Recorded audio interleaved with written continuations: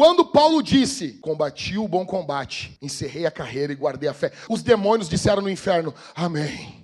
Paulo estava sempre ciente dos próximos passos do diabo, porque ele andava com o Espírito Santo. Pastor, qual é o segredo de Paulo? Vamos lá, um deles. Paulo é um homem de fé. Segundo segredo, Paulo é um morto-vivo. Paulo é um The Walking Dead. Colossenses 3:3. Porque vocês morreram e a vida de vocês está oculta juntamente com Cristo em Deus. Paulo, ele era um morto-vivo. Aí como é que você destrói um morto? Paulo, ele morreu para as coisas desse mundo. Como é que você elogia um morto? Como é que você critica um morto? Paulo estava morto para elogio, para crítica, para opinião humana. Paulo não fazia caso, não necessitava de reconhecimento de ninguém. Paulo não precisava de louvores. Paulo não precisava de nada disso. Por quê? Porque ele está morto com Cristo. A vida dele está oculta em Deus. Como é que tu para um cara desse? Como é que tu para? Esse cara é uma ameaça. Esse cara é um cara livre. Por isso que Paulo diz, não tendo nada, possuindo tudo. Como é que tu para um louco desse? Paulo não apenas estava morto, mas a Bíblia diz que Cristo vivia em Paulo. Não era apenas Paulo que estava morto, mas Jesus vivia nele. Aí quando Cristo vive em você, você já não é o seu maior inimigo. O seu maior inimigo é o diabo. Eu sei que muito reformado vai dizer, o meu maior inimigo sou eu. Blá, blá, blá, blá, blá. É bonito isso, é bonito.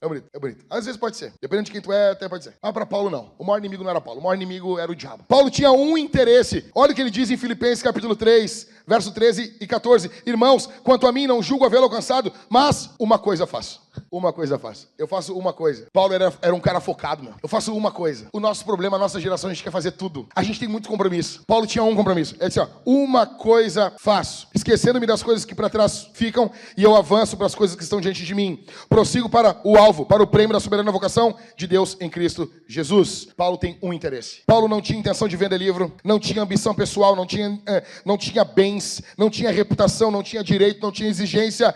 Paulo é um homem que não tem como ser roubado. Como é que tu rouba um cara desse? Como é que tu chantageia um cara desse? Como é que tu ofende um cara desse? Como é que tu engana um cara desse? Como é que tu humilha um cara desse? Como é que tu mata um cara desse? Não tem. Paulo confiava no sangue de Jesus. O mérito da sua salvação não era dele. Ele era esse gigante de Deus e ainda assim não confiava nele. Ele confiava em Jesus. Como é que tu para um louco desse, meu? Ele não dependia das honras dos homens. Paulo, ele era uma espada nas mãos de Deus que açoitava o inferno diariamente. Leonardo Ravanhel fala isso. Ele era uma espada nas mãos do Senhor. Paulo, ele é um cara... outro segredo, quarto segredo de Paulo. Paulo, ele tinha os olhos fixos na eternidade. 2 Coríntios capítulo 5, verso 10. Porque é necessário que todos nós compareçamos diante do tribunal de Cristo para que cada um receba segundo o bem ou mal tiver feito por meio do corpo. Olha só, Paulo, ele estava o tempo todo com o olho fixo na eternidade. O tempo todo. O que eu estou fazendo aqui tem um eco na eternidade. O apóstolo Paulo, ele tem os olhos fixos na eternidade. Tudo que ele faz aqui, ele está fixando na eternidade. Como que isso vai ecoar na eternidade? Como que isso vai reverberar na eternidade? Como é que tu para um cara desse? Como eu disse para vocês, Paulo é a primeira cópia que dá pra gente imitar. Paulo é um cara que perturbava a cidade. Cara, olha o que diz o verso 19. Acompanha comigo aí. 19. Também muitos dos que haviam praticado magia, reunindo seus livros, o que fizeram com esses livros? O que fizeram com os livros? Nossa sociedade, queimar livros é um pecado. Queimar livro é uma coisa errada. Queimar livro, não sei o que. Queimar livro. Onde diz errado, o que a Bíblia diz que é errado. Errado é você pegar livro dos outros para queimar. Agora, se o cara queimar o próprio livro, o livro é dele, as pessoas traziam um monte de livro e começaram a queimar. Você imagina isso, cara? Mas teve períodos da história em que os nazistas, em que os comunistas, em que os petistas fizeram isso, em que os lulistas, em que os bolsonaristas... Cara, agora porque fizeram isso de uma forma errada, tu vai pegar e vai toda... Não vale nunca isso aqui. Porque primeiro queimam livros e depois queimam pessoas, sabe? É sempre assim. Às vezes é, mas nesse caso aqui não foi. Nesse caso aqui não era. Não é sempre assim. E o que Lucas fala? Também muitos dos que haviam praticado magia, reunindo seus livros, o Harry Potter, queimaram diante de todos, calculando o valor dos livros, verificaram que chegavam a 50 mil denários. Dinheiro pra boné. Os caras estão queimando tudo. Não estão botando pra vender. Leonardo Ravanhel diz que enquanto Paulo viveu, o inferno não teve paz. O mesmo Ravanhel diz o seguinte, escute isso aqui, que quando Paulo disse, combati o bom combate, encerrei a carreira e guardei a fé. Quando Paulo disse isso, os demônios disseram no inferno, amém. Precisamos de homens que são conhecidos no inferno. Precisamos de homens determinados. Nós avançaremos em missão quando tivermos caras que têm uma mensagem completa sobre Jesus, ministram no poder do Espírito, são conhecidos no inferno e são determinados. Resumindo aqui o texto para vocês. Muitos aqui pensam que ser dependente do Espírito faz com que você não seja uma pessoa determinada. Muitas pessoas pensam que, não, o determinado é o CEO, é o chefe. Se eu sou um homem do Espírito, eu não vou ser um homem determinado. Coisa que mais irrita, quero falar um negócio pros homens aqui, ó. Coisa que mais irrita uma mulher é um homem que não é determinado. Não é um homem songamonga. O cara não sabe onde vai, o cara não sabe o que vai fazer, vai sair, não tem um local para levar. Ah, tu decide. Não, faz o que tu quiser. Chega lá, rapaz. Chega, quer casar, meu. Chega lá, diz, ó, nós vamos comer isso aqui. Nós vamos comer essa comida aqui, nós vamos fazer esse negócio aqui. Se ela não quiser, não, eu não como isso. Então o que tu come? Normal, conversa, fala, pum, pra fora. Falei, tô leve. Paulo é um homem determinado. Paulo, ele era um homem muito determinado. Olha comigo aqui. Em primeiro lugar, um homem determinado, ele tem visão de futuro para o seu ministério ou vida ou negócio. Não importa o que você está fazendo. Você está montando um negócio para a sua vida ou para o seu ministério. Você tem que ter visão do futuro. Ah, mas o que adianta? Eu vou morrer. Aí tu vive 80 anos e não projetou nada na vida. Olha o que diz o apóstolo Paulo, verso 21. Lucas falando. Depois dessas coisas, Paulo resolveu no seu espírito ir a Jerusalém. Passando pela Macedônia e Acaia, ele dizia, eu vou fazer tal negócio. E ele ficava anunciando o que ele ia fazer. Depois de passar por Jerusalém, preciso ir para Roma. Nem tinha chegado em Jerusalém, não. Eu tenho que ir em Jerusalém, depois eu vou para Roma. Ele sabia aonde o ministério dele tinha que chegar. Ele sabia aonde os pés dele deveriam pisar. Você tem uma visão do futuro? Você tem uma visão do futuro para sua casa? Você tem uma visão do futuro para o seu casamento, para os seus filhos? Você tem uma visão do futuro para a igreja onde você congrega? Para o ministério que você ocupa ou não? Você é como Joseph Klimber, um peso para papel. Um homem determinado, ele tem uma visão do futuro para o seu ministério. Em segundo, um homem determinado, ele usa o seu tempo de forma sábia. Paulo sabia que ele tinha pouco tempo, ele tinha que projetar o tempo dele, ele tinha que dinamizar, ele tinha que organizar. Tinham coisas que ele não poderia fazer. Tem cidades que Paulo nunca foi, nunca pisou os pés. Ai, mas as pessoas estão indo para o inferno. É a vida, é a vida, é a vida. E é bonita. Paulo teve que ir para outros lugares. Tinha outros locais para pregar. Não tinha como ir em todos os locais. Então Paulo escolhe a dedo as cidades onde ele vai. Eu tenho que ir a Jerusalém. Depois eu vou para Roma. Ai, Paulo, mas é Colosso? Não, Colosso não dá. Colosso dá para mandar uma carta.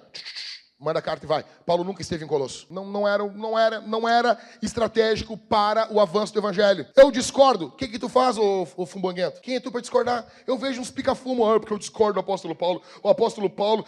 Não, cara, olha assim, ó, chega uns negócios assim. Aí tu vai ver, o cara tem foto de anime no Twitter, falando assim, Paulo devia ser mó chatão. Cara com foto de gatinho, cara, falando, Paulo devia ser mó chatão. Use o seu tempo com sabedoria. E terceiro, um homem determinado, ele enfrenta a realidade brutal em que o ministério consiste. Deixa eu explicar uma coisa para você. O ministério não é um parque de diversões. O ministério que o Senhor Jesus dá para homens, para mulheres da igreja, para pessoas cheias do Espírito, ele envolve realidade brutal, coisa séria. E se você não lidar com as coisas sérias do ministério, elas vão engolir você. Ah, não vamos lidar com isso agora. Não, isso é muito problema. Deixa para depois. Não. Ah, pastor, olha, o senhor viu o que aconteceu? Não. Deixa o irmãozinho lá fazer. Não. Eu vi isso ocorrer e eu tenho certeza que você já viu isso ocorrer também. Pastores frouxos que sobrecarregam a igreja, sobrecarregam o povo de Deus. Enfrenta a realidade brutal do ministério. O assunto chegou em você, líder de GC. Resolve a parada, leva adiante. Em quarto, um homem determinado, ele tem compromisso com as consequências das decisões que toma. Escute isso aqui, escuta o que eu vou dizer aqui. Ó. Nós precisamos ser maduros. Existe um preço do que falamos, existe um preço do que pregamos, existe um preço, nós precisamos ser maduros. Ah, vai ter filho. Não é peidar dormindo. Ah, quero casar. Tem um preço. Ah, quero ser pregador do evangelho. Tem um preço. Ah, eu quero plantar a igreja ou barrará. Tem um preço. Ah, eu quero ser missionário em outros países. Tem um preço. Comprometa-se com as consequências. Paulo é um homem determinado, comprometido com isso. Paulo tem mais fibra que uma cidade inteira. Velho, olha o que ocorre aqui. O apóstolo Paulo chega e começa um tumulto em Éfeso. Os caras falam, olha, seguinte, nós estamos ferrados. Com esse cara pregando o que ele está pregando, o nosso negócio vai cair em descrédito. O nosso negócio vai dar problema. Porque Paulo está ensinando que essas esculturas feitas por mãos humanas não são deuses. Então, nosso negócio vai cair em descrédito e vai ser destruído. A majestade daquela que toda a província da Ásia e o mundo adoram. Havia um demônio por trás desse ídolo, por trás de todas as imagens de escultura que são adoradas pelos homens, que recebem orações, admirações, existem demônios. Aí eles estão preocupados com o lucro, com o dinheiro, e começa um tumulto numa das maiores cidades do mundo.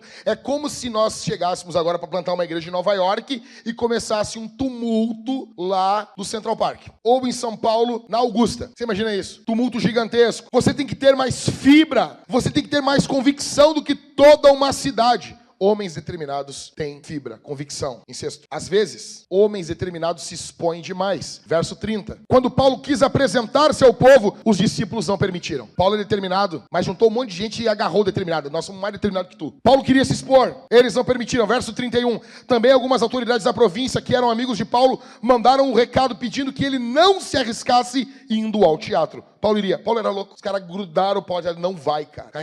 Os caras tiveram um monte de gente segurar ele. Ele recebeu ainda um recado dizendo, não aparece no teatro que tá fedendo o negócio. Tá cheio de MST aqui. Verso 32. Uns, pois, gritavam de uma forma, outros de outra, porque a assembleia tinha virado uma confusão. E na sua maior parte, nem sabiam porque estavam reunidos. Imagina que loucura. Imagina. Tudo comendo mortadela. Então, tiraram Alexandre do meio da multidão e os judeus empurraram para frente. Esse, acenando com a mão, queria falar ao povo. Verso 34. Quando, porém, reconheceram que era um judeu, todos de uma voz gritaram durante quase 2 horas. Grande a Diana dos Efésios. Cara, são petistas. Imagina isso. 2 horas gritando. Grande a Diana dos Efésios. Grande a Diana dos Efésios. Grande a Diana dos Efésios. Gritando 2 horas. Não vai ter golpe. Não vai ter golpe. Cara gritando, cara. Durante 2 horas. Sétimo. Um homem determinado luta contra as feras. Cara, eu amo esse texto de 1 Coríntios capítulo 15, verso 32. O apóstolo Paulo fala, em Éfeso eu lutei contra as feras. Tem 2 interpretações desse texto. Uma é que as feras que Paulo lutou eram espirituais. É esse povo aqui gritando. E Paulo triunfou contra esse povo. Tem uma outra interpretação que diz que em algum momento no ministério de Paulo jogaram ele dentro de alguma espécie de arena em Éfeso e ele matou os bichos com as mãos. Ah, qual que é mais legal? Paulo diz, eu lutei contra as feras em Éfeso, cara. Eu pergunto pra você, você é esse homem? Você quer fazer alguma coisa? Você tem determinação? Você está focado? Você quer fazer alguma coisa no reino de Deus?